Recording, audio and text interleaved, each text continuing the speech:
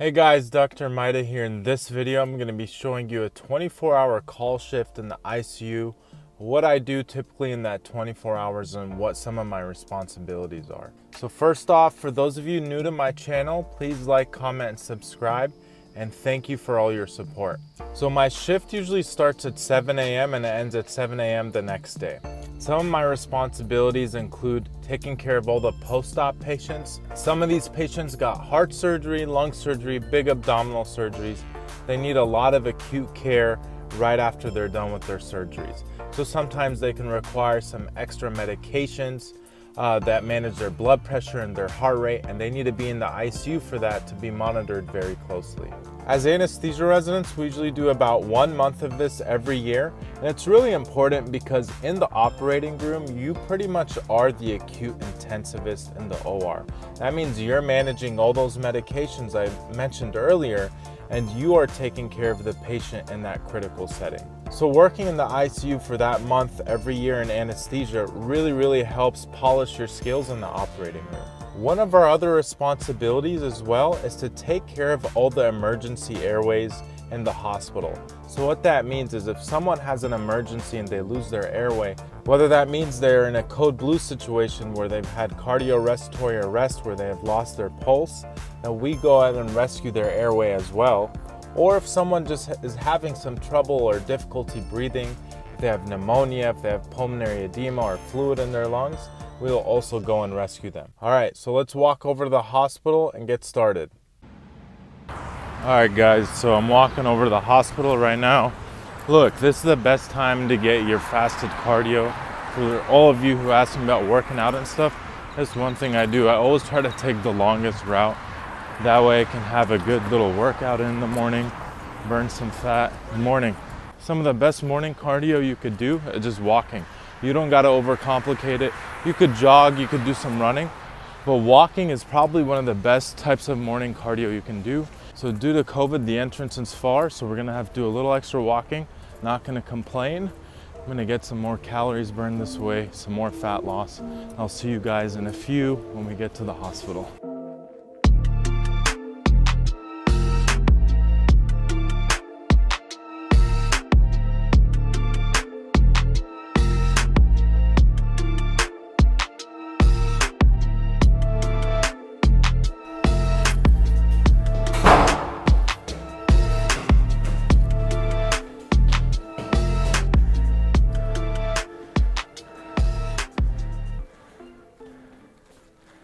After getting to the hospital, one of the first things I do is to make sure all my airway equipment is ready. And this is because one of our responsibilities here at the hospital is to take care of any code blues. And those code blues can get kind of tricky sometimes, and you got to have all your airway equipment ready at any time. So let's go ahead and check that this is working here. So the way this works is when you access someone's airway with this device, it'll actually give you a picture of what you see inside the airway. So it's really helpful. So make sure that that's working. Perfect. A couple other items I check for is to make sure that we have a stylet that will go in the endotracheal tube here. This will actually make it easier for us to manipulate the airway. It'll give it a little bit more rigidity. And this is where we place the camera as well. So everything is sterile, as you can see. And so we just discard this after we've used the camera once. Now another thing that I'll do is I'll go ahead and take a visit to pharmacy and I'll grab some emergency drugs just in the event that if I do have to intubate someone and they do have some fluctuations in their heart rate or their blood pressure, I'll be able to manipulate and treat it quickly. So whenever we're called to a code, we also take our emergency airway bag, and this contains a lot of our airway adjuncts. It has supplies to gain venous access and also has emergency drugs as well.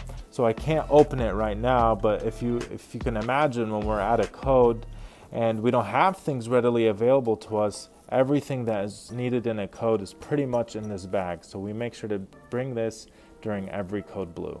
So the next thing we do after checking our airway equipment and making sure that all our drugs are correct is we get ready to round. So we get checkout from the resident who was on call the previous night. If any events happened, they'll let us know and we'll bring those up during rounds.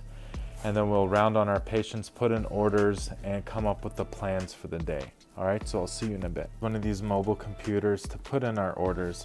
So it's really nice because we can just take this in front of the patient's room and put in all of our orders from the plan that we've came up with. So after finishing morning rounds, we discovered that our patient might have a pneumonia. So what we're gonna do is we're gonna order a chest x-ray, make sure that looks okay, and if it doesn't, if we are still suspicious that the patient does have pneumonia, then we'll go ahead and start them on some antibiotics.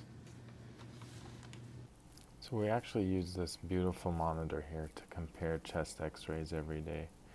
So we have that benefit here in the ICU. We can line them up side by side and compare them day by day.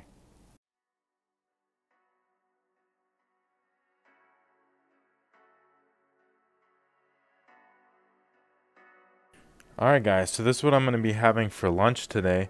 I'm going to be having a salad consisting of some spinach and kale, and both those are organic. I have some turmeric on here, some sprouted sunflower seeds that are very rich and high in zinc. I always like adding either sunflower seeds or walnuts to my salads. It just gives it a nice consistency. And for my protein source today, this is the secret ingredient. We're doing sardines today, and that's going to be packed with the omega-3s right there, and more importantly, has a bunch of DHA in there, and that's the type of omega-3 you really want to get. And I have an avocado here that I haven't opened yet. Honestly, this salad is really fulfilling. It adds up to about 700 calories altogether, and you feel absolutely great after eating it. So I'll have that with lunch, and I'm not going to be getting a crash at lunch after eating this meal. All right, hope you like it. I also throw in some apple cider vinegar there, turmeric as I mentioned earlier, and some black pepper. And when you mix that all together, it tastes really, really good with the avocados and the sardines as well. And if you're not a sardine person, look, it took me a while to get used to. You can do chicken or steak as long as the steak is grass-fed or the beef is grass-fed, and you want to avoid anything that's not organic chicken. So those are your other two protein choices. You can also do salmon, etc. All right, and if you do decide to buy some sardines, make sure it's wild caught. That way you really are honing in on the omega-3s as well. We're getting ready to do afternoon rounds now, so pretty much we want to make sure that all of our orders that we placed this morning have been executed, that we've completed the plan from this morning, and if there's any sort of changes that arise, we can go ahead and make those changes after we've rounded on the patients this afternoon. We just finished our afternoon rounds. We made sure that all of our patients are stable, that our plans have been executed and completed, and we actually got a new patient today as well. They had a left upper lobe cancer removed, so we were able to stabilize them post-operatively. And I think right now I'm going to go write some notes, take care of some things, and I'll go and take a nap afterwards and hopefully sleep throughout the night, and I'll see you guys in the morning.